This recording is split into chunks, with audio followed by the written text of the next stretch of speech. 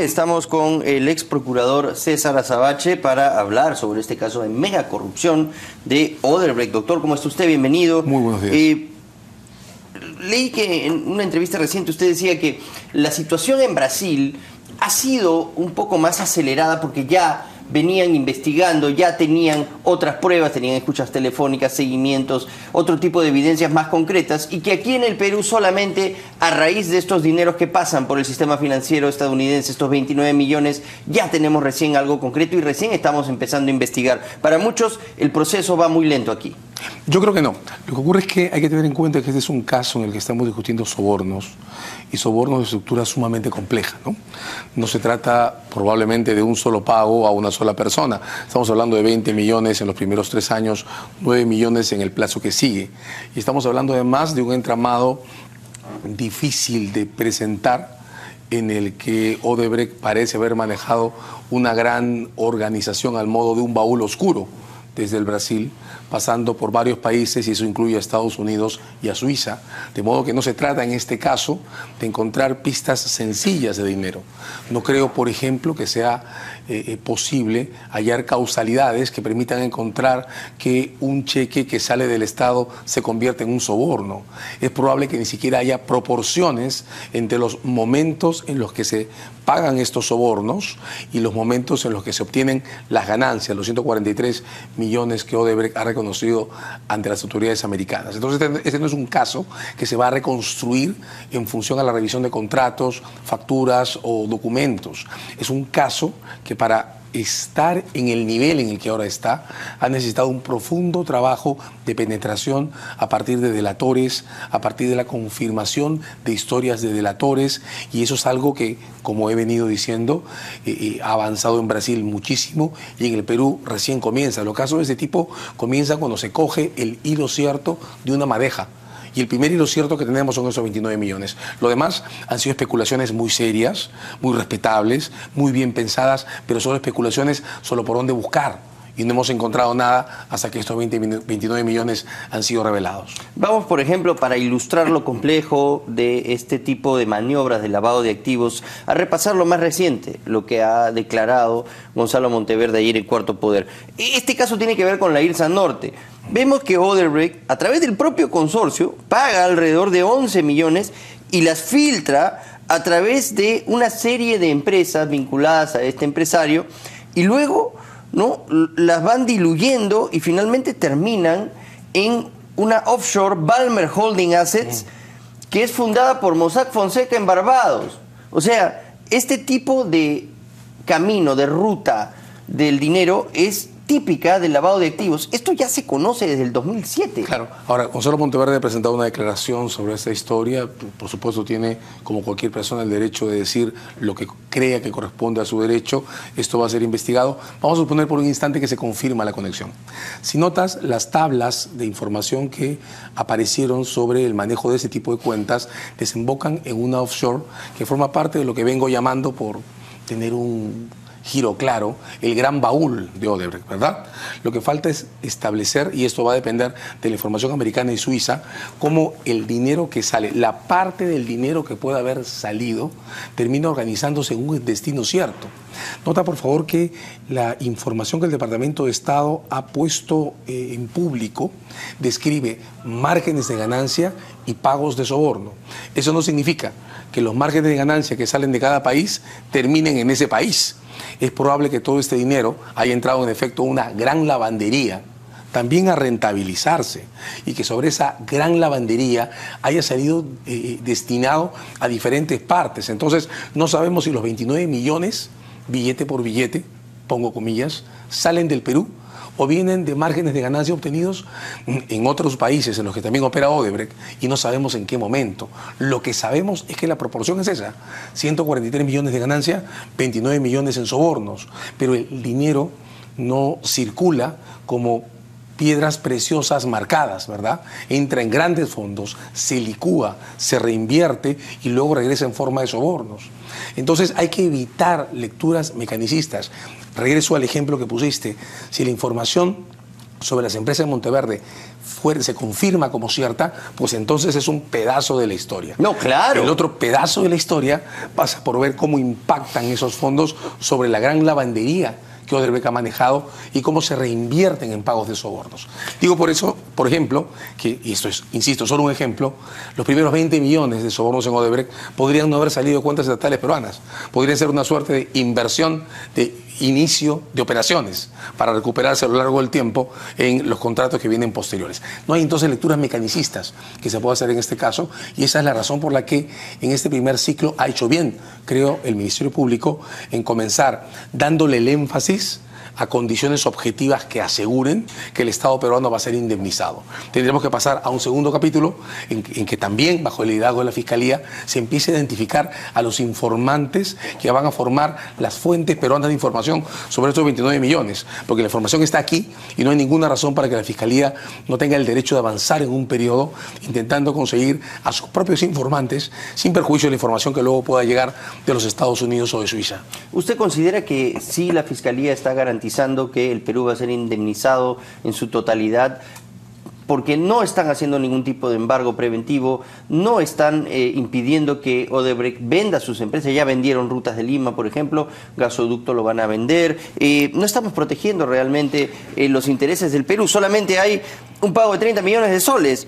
Odebrecht tiene 12.000 millones de dólares en inversión aquí. Yo no sería tan enfático. Yo creo que los 30 millones de soles deben ser entendidos solo como el inicio de una mesa que se ha abierto. Lo que hay que leer en la letra grande de la noticia es que ahora hay una mesa abierta de negociaciones. Usted le ha tildado de una rendición incondicional. Sí, yo creo ¿A qué se refiere? Lo que ocurre es que hay dos cosas. Primero, Odebrecht ha reconocido que ha sobornado a autoridades del Estado peruano por 29 millones. En segundo lugar, tiene una multa comprometida ante las autoridades brasileras, suizas y norteamericanas por 3.500 millones de dólares, que están reconociendo tanto la generación de los fondos en el negocio originario, Petrobras, en el Brasil, como el pase de estos fondos por la banca norteamericana y suiza, y está castigando ese comportamiento. Ya, pero ¿cómo estos 30 millones? Justamente voy. Ha declarado en el Perú que va a cooperar con las autoridades. Esos 30 millones no son una cantidad fija ni definitiva, son una primera señal de inicio de negociaciones. Ahora lo que hay que hacer son varias cosas. Para comenzar, esos 30 millones son un pago, no están vinculados a ninguno de los negocios en giro. Lo que el Ejecutivo tiene que poner sobre la mesa, y yo creo que claro, ya es tiempo no de cerrar la lista. Hay que aclarar eso. Sí, no es favor. parte de la indemnización que después Ni seguramente se va a determinar. Ni es la indemnización. Ni es la indemnización. Yo creo que es como lo he dicho a la Fiscalía, un pago adelantado, un primer pago y punto. La señal del inicio de una mesa en la que ahora hay que incorporar varias otras variables. Lo acabas de decir, Odebrecht confirmó este fin de semana que hay 5 de los consorcios que ha manejado que siguen en operación, hay 12.000 millones en inversión. Lo siguiente es poner sobre la mesa la lista de cartas fianzas que pueden ser ejecutadas, la lista de cuentas por pagar que pueden ser retenidas, los cronogramas de avance de contratos que van a tener que ser modificados, los ajustes en los precios de los contratos que siguen, porque en esta primera parte estamos hablando de dinero, de obras públicas, de términos de relaciones contractuales y, por cierto, definir cuáles de las 5 concesiones que están ahora en manos de Odebrecht van a continuar en sus manos y cuáles no. Y reparo en algo que tú dijiste con lo que también estoy de acuerdo. Además, hay que definir si algunas de las transferencias de activos que Odebrecht ha hecho desde que este caso comenzó hasta la fecha, pueden ser anuladas o no. Porque hay que poner eso sobre la mesa. El Estado peruano tiene normas legales suficientes para incluso ir sobre la anulación de negocios anteriores, o sea, y por cobrarse ejemplo, sobre la base la venta de Rutas de Lima. Por ejemplo, la venta de Ruta de Lima. El Estado podría decir, pero tiene que cuadrar esto con las 5 concesiones que están en marcha, con la evolución de los fondos de esas concesiones y con el modo en que va a ajustar los precios de transferencia de ellos, pero el Estado podría decir también, dentro de esta lista de puntos que tiene que revelarnos ya en algún momento, bueno, señores, para comenzar, esa transferencia la anulan. Y el N% del precio de esa transferencia entra para el Estado. No es tan sencillo entonces como plantarse delante y decir, dame un cheque.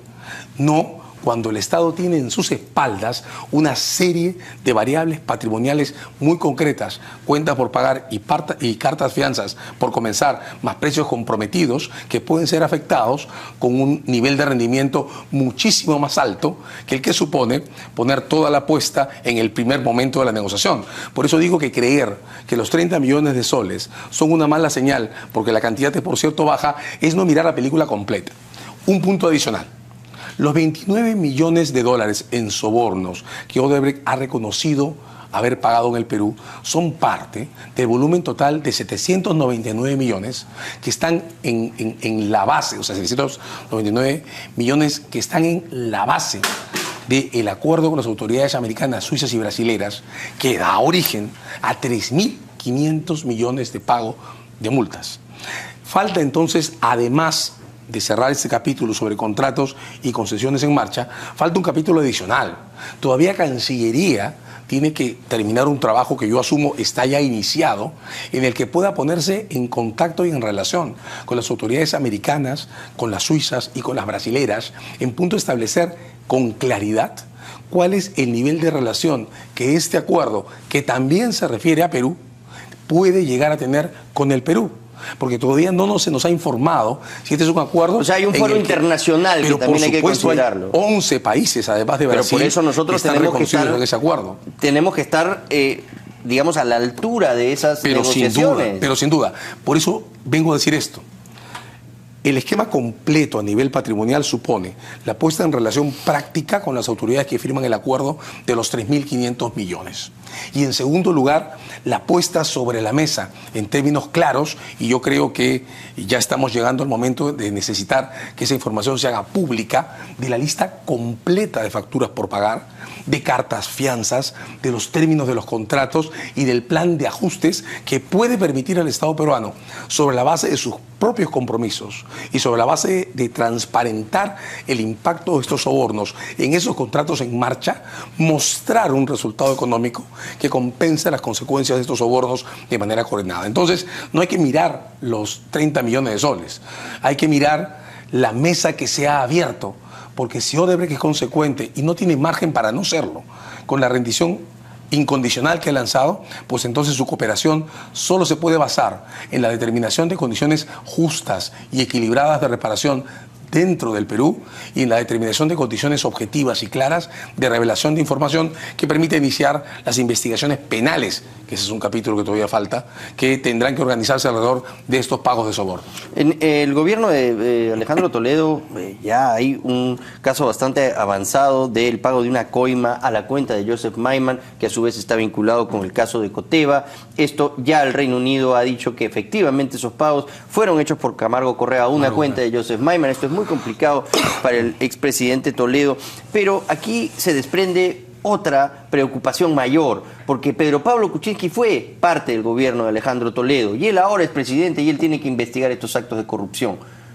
Varias cosas, ¿no? Lo primero es que la evidencia confirmada por las autoridades británicas muestra que además, si bien el caso Odebrecht es el tren de carga de este ciclo, faltan todavía las revelaciones derivadas de claro, porque esta carpeta se desprende, ¿no? Como es diferente. La carpeta Maiman, ¿no? Correcto, pero digamos del caso Camargo Correa, ¿no? Claro. Y falta todavía saber exactamente qué traen los instrumentos del caso OAS. O sea, la diferencia entre los tres focos parece provenir de que los casos brasileros sobre OAS y Camargo Correa no han pasado por hallazgos en la banca internacional. De modo que ahí dependemos más con mayor dirección, con mayor fuerza de las revelaciones de las autoridades brasileras. Pero sin duda van a haber más focos que Odebrecht aquí por destapar. Ahora, sin duda, más allá de la confianza ciudadana que pueda convocar este gobierno y de los compromisos objetivos que está adquiriendo, la posición del presidente como primer ministro en el periodo de Alejandro Toledo puede marcar una situación políticamente explosiva, muy delicada, que va a haber que tomar con muchísima madurez. Va a depender mucho del modo en que el detalle de la información penal asociada a esta revelación, la de Odebrecht, revele las consecuencias y los procedimientos exactos que se usaron para pagar los sobornos. Va a depender además de cómo se desenvuelva el caso Camargo Correa, que está empezando a anunciarse. Pero hay que notar que la pregunta sobre la responsabilidad política es una distinta a la pregunta sobre la responsabilidad penal, ¿verdad? Las responsabilidades políticas dependen de una cuestión.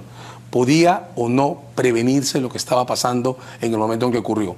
¿Hubo o no algo que debió hacerse en términos claros y no se hizo? Hay que tener en cuenta que hablamos de sobornos pagados por mecanismos internacionales. Algunos de ellos pueden haber sido más o menos visibles dentro del Ejecutivo de aquel entonces, pensando en los ministros comprometidos en los sectores, pero no estamos hablando de un caso en que los sobornos se organicen en función a obras falsas, espurias o falsos monumentos, ¿verdad? El detalle que hace más compleja esta historia es que las obras públicas involucradas con este patrón de corrupción son reales y probablemente todas sean necesarias. De modo que es difícil que podamos suponer una visibilidad absoluta de este patrón de sobornos detrás de obras que efectivamente estaban marchando, ¿verdad? Voy a contar, hacer referencia a un caso, por ejemplo, muy complejo de los 90, cuando se compraron los 3 Mirage de Rusia.